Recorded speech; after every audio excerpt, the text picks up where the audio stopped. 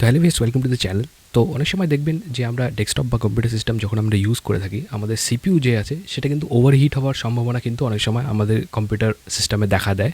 তো সেই ক্ষেত্রে আমাদের দরকার হয় যে সিপিইউর ওপরে থাকা যে হিটসিঙ্ক কম্পাউন্ডটা আছে সেটা আমরা টাইম টু টাইম চেঞ্জ করতে থাকি। কিন্তু আমাদের মধ্যে অনেকেই এমন আছে যারা সেই হিটসিঙ্ক কম্পাউন্ডটা প্রপারভাবে চেঞ্জ করতে জানে না বা অ্যাকচুয়ালি সার্ভিসিং করতে পারে না তাদের কম্পিউটার সিস্টেম প্রপারভাবে।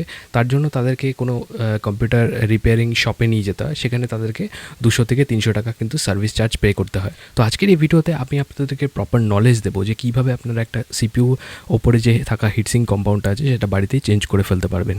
তো বন্ধুরা, শুরু থেকে শেষ পর্যন্ত কিন্তু ভিডিওটা দেখতে ভুলবেন না। আজকের ভিডিওটা খুবই ইন্টারেস্টিং হতে চলেছে। আজকে আমি প্র্যাকটিক্যালি আপনাদের দেখাবো যে কীভাবে আপনারা এই হিটসিঙ্ক কম্পাউন্ডকে চেঞ্জ করবেন। তো চলুন ফ্রেন্ডস, ভিডিওটা শুরু করা যাক।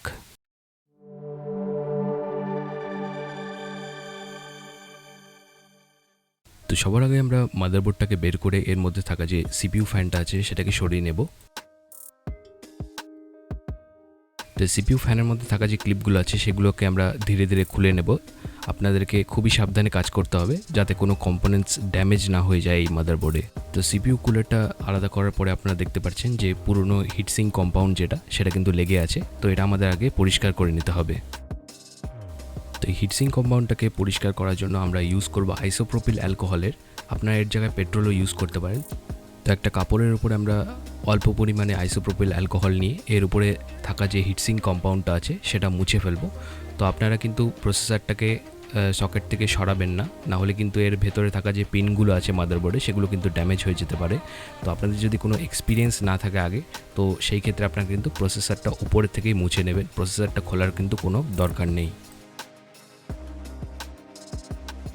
তো প্রসেসরটা ক্লিন করার পরে আমরা একইভাবে কিন্তু এর হিটসিঙ্কের নিচে যে হিটসিঙ্ক কম্পাউন্ডটা লাগানো থাকে তো সেটাও একইভাবে আমরা ক্লিন করে নেব আইসোপ্রোপিল অ্যালকোহলের মাধ্যমে। তো এবার আপনাদের হিটসিঙ্ক যে ফ্যানটা থাকে সেটার মধ্যে যদি ধুলো লেগে থাকে তাহলে আপনারা নিচে থেকে হিটসিঙ্কটা খুলে এভাবে আপনারা ফ্যান বা তার হিটসিঙ্কটাকে একটা পেন্ট ব্রাশের মাধ্যমে আপনারা এটাকে ক্লিন করে নেবেন। তো কোনো ধরনের কিন্তু লিকুইড আপনারা এটার মধ্যে ইউজ করবেন না, শুকনো ব্রাশের মাধ্যমে কিন্তু আপনারা ওপর থেকে এই ধুলোগুলোকে ঝেড়ে ফেলতে পারেন। তো হিটসিঙ্কটা ক্লিন হয়ে যাওয়ার পরে কিন্তু ফ্যানের সাথে এটাকে আপনারা অ্যাটাচ করে দিতে পারেন। তো হিটসিঙ্কের মধ্যে থাকা উঁচু পোর্শনটা এটা কিন্তু আপনার প্রসেসরের দিকে থাকবে, এটা লাগানোর সময় একবার আপনারা দেখে নেবেন।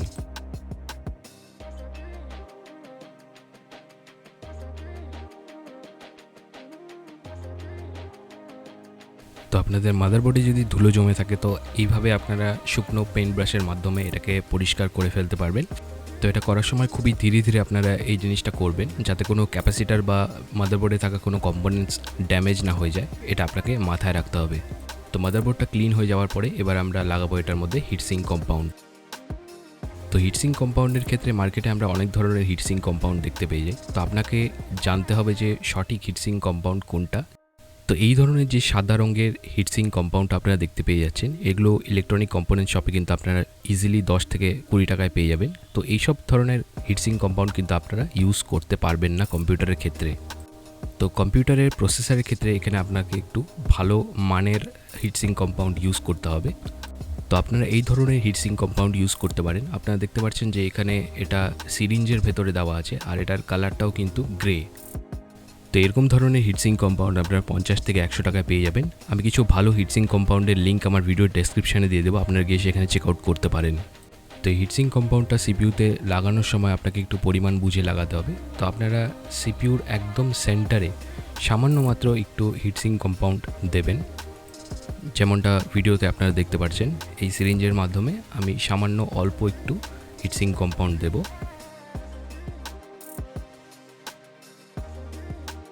তো অনেকেই এই হিটসিঙ্ক কম্পাউন্ডটা লাগানোর পরে সরাসরি এই সিপিইউ ফ্যানটাকে কিন্তু ইনসার্ট করে দেয়, কিন্তু আমাদের এরকম করলে চলবে না। আপনার আঙ্গুলের মাধ্যমে কিন্তু এই সিপিইউর উপরে যে লাগানো হিটসিঙ্ক কম্পাউন্ডটা আছে সেটাকে আপনাকে ছড়িয়ে দিতে হবে। একটা পাতলা আস্তরণ আপনারা তৈরি করে ফেলবেন এই সিপিইউটার ওপরে। এরকমটা করলে আপনার যে প্রসেসরে থাকা হিটটা আছে সেটা কিন্তু দ্রুত গতিতে সেই হিটসিঙ্কের মধ্যে ট্রান্সফার হয়ে যাবে।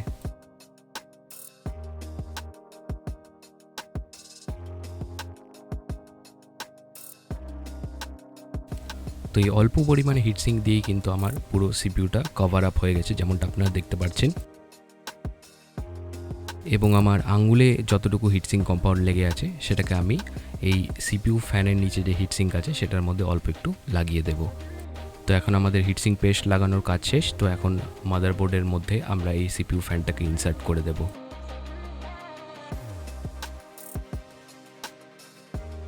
তো এই সিপিইউ ফ্যানটা লাগানোর সময় সিপিইউ ফ্যানের যে কানেক্টারটা আছে আর মাদারবোর্ডে যে সিপিইউ ফ্যানের পিনগুলো আছে সেটাকে আপনাকে ম্যাচ করে নিতে হবে।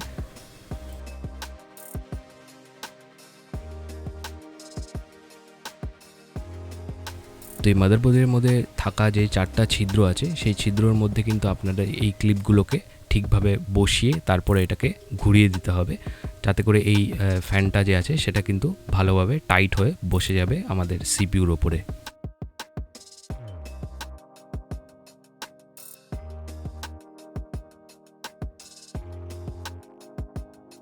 তো এই ক্লিপগুলোকে ঠিকমতো তার জায়গায় বসিয়ে এই ক্লিপগুলোকে ঘুরিয়ে একটা হালকা প্রেস করে দিলেই কিন্তু আমাদের ফ্যানটা টোটালি ফিট হয়ে যাবে।